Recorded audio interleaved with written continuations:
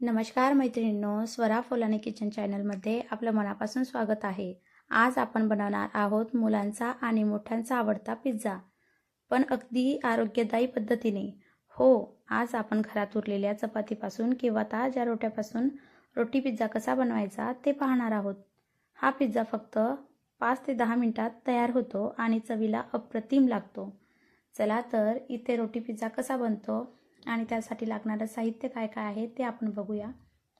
बघू शकतात इथे रोटी पिझ्झा किती छान पद्धतीने आणि घरच्या साहित्यामध्ये बनवून तयार होतो.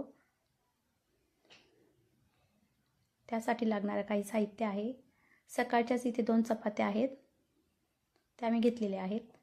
तुम्ही रात्रीच्या उरलेल्या असल्या तरी ती घेऊ शकतात. आणि त्यासाठी इथे आपल्याला टोमॅटो केचप लागणार आहे, मायोनीज आणि शेजवान चटणी. इथे कांदासुद्धा मी अशा प्रकारे कट करून घेतलेला आहे. चीज आहे, थोडं चीजचे क्यूब घेतलेले आहेत, तुम्ही स्लाइस असल्या तरी वापरू शकतात. आणि हिरवी शिमला मिर्च आणि लाल शिमला मिर्च आहे. चला तर एक चपाती घेतलेली आहे. चपातीवरती शेजवान चटणी जी आहे ती आता आपल्याला सगळीकडे स्प्राईट करून घ्यायची आहे. शेजवान चटणी जी आहे ती सगळ्या चपातीवर व्यवस्थित लागली पाहिजे.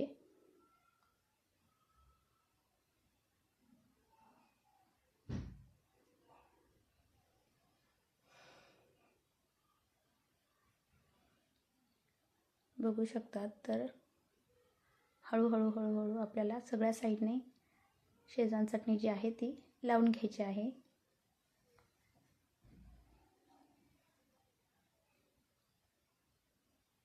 घरच्या साहित्यामध्ये आणि कमी साहित्यामध्ये हा रोटी पिझ्झा बनवून तयार होतो. तर त्यासाठी बाहेर जायची आणि बाहेरचा पिझ्झा खाण्याची काहीच गरज नाही आहे. पहिली लेयर तयार झालेली आहे. आता यावरती दुसरी लेयर ही मायोनीजची जाणार आहे.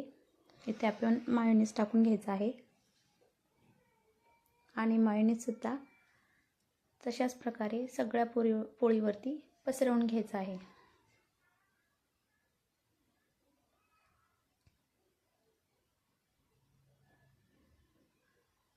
शेजवान चटणी, मायोनीज आणि टोमॅटो केचप सोबतच चीज याने तर या रोटी पिझ्झाला अप्रतिम अशी चव येते.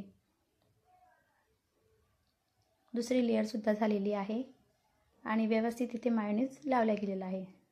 आता यावरती आपल्याला टोमॅटो सॉस लावायचा आहे. एकदम छोटा चम्मच इथे टोमॅटो केचप लावून घ्यायचा आहे. तुमच्या आवडीनुसार तुम्ही कमी जास्त सुद्धा करू शकतात. आणि तिन्ही लेअरसुद्धा इथे व्यवस्थित प्रकारे लावल्या गेलेल्या आहेत. मायोनीज, शेजवान चटणी, मायोनीज आणि टोमॅटो केचप बघू शकतात. चला तर या रोटी पिझ्झावरती आता कट केलेला कांदा, शिमला मिर्च, लाल शिमला मिर्च आणि हिरवी शिमला मिर्च इथे वापरत आहे.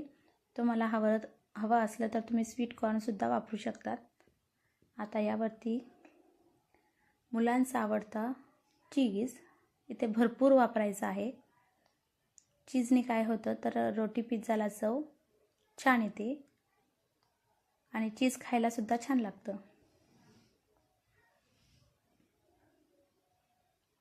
मी चीजचे क्यूब वापरत आहे. तुम्ही स्लाइसही वापरल्या तरी चालतात, पण क्यूब वापरल्याने काय होतं तर इथे खिसणीच्या सहाय्याने छान इथे खिसल्या जातं आणि दिसायलाही ते छान दिसतं.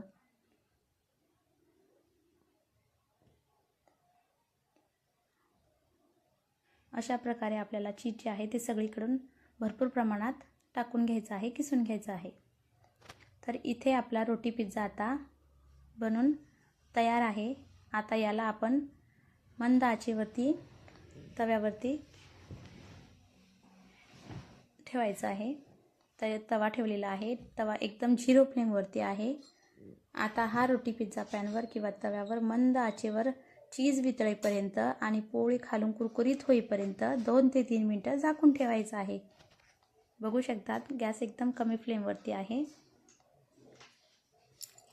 2 ते 3 मिनटानंतर बघू शकतात. बघा तर आपला गरमागरम आणि कुरकुरीत रोटी पिझ्झा तयार आहे. खालच्या साईडने पोळीसुद्धा कुरकुरीत झालेली आहे. आता हा रोटी पिझ्झा आपण साईडने काढून घेऊया. आणि बघू शकतात एकदम बाहेर मिळतो तसाच आपला रोटी पिझ्झा इथे बनून तयार आहे. कलरसुद्धा एकदम भन्नाट आलेला आहे. चीजही छान वितळल्या गेलेला आहे. अशाच प्रमाणे आपला दुसरा जो रोटी पिझ्झा आहे तो सुद्धा इथे आपण तयार करून घेतलेला आहे. आणि तो सुद्धा आपल्याला गॅसवरती एकदम मंद आचेवरती चीज वितळेपर्यंत ठेवायचा आहे. तर बघू शकतात मी इथे रोटीचे 4 काप केलेले आहे आणि 1 पीस घेतलेला आहे पिझ्झाचा. तर इथे चीजही एकदम छान वितळलेला आहे. कलरही भन्नाट आलेला आहे आणि चवीला तर अप्रतिम आहेच. तुम्हाला ही रेसिपी कशी वाटली मला कमेंट बॉक्समध्ये नक्की कमेंट करून सांगा. बघू शकता दोन्ही साईडने सुद्धा हा पिझ्झा जो आहे तो व्यवस्थित झालेला आहे. खालच्या साईडने सुद्धा कुरकुरीत झालेला आहे. पोळी एकदम करपलेली नाही.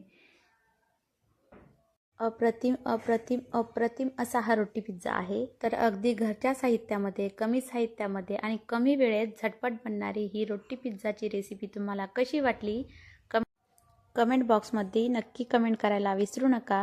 व्हिडिओ आवडला असेल तर लाईक करा, शेअर करा आणि चॅनलला सबस्क्राईब करायला विसरू नका. पुन्हा भेटूया अशाच एका नवनवीन रेसिपीसोबत. तोवर धन्यवाद.